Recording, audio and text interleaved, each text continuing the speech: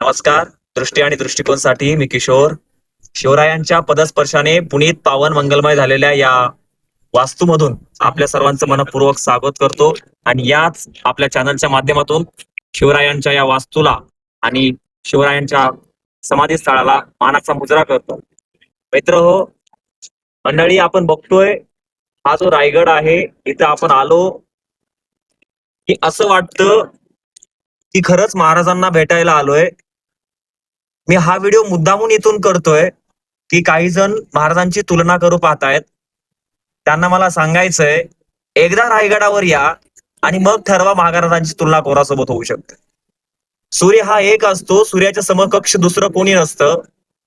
कारण ब्रह्मांडामध्ये बहुत नक्षत्र असतात, परंतु सूर्य हा एकच असतो आणि सूर्याच्या समकक्ष तर दूरची गोष्ट आहे. सूर्याच्या तेजाचा एक अंश देखील दुसऱ्या कोणामध्ये नसतो. ही वस्तुस्थिती मला यातून सांगायची. हे रायरेश्वराचं मंदिर आणि पलीकडे महाराजांचं समाधी स्थळ आहे. अतिशय भावना ओतप्रोत आहेत की आपल्या बापाची तुलना दुसऱ्यासोबत कशी होऊ शकते. हा प्रश्न एकदा मनाला स्वतःला विचारा आणि मग विचार करा की आपण महाराजांची तुलना कोणासोबत करतो. धन्यवाद. वंदे मातरम. जय शिवराय.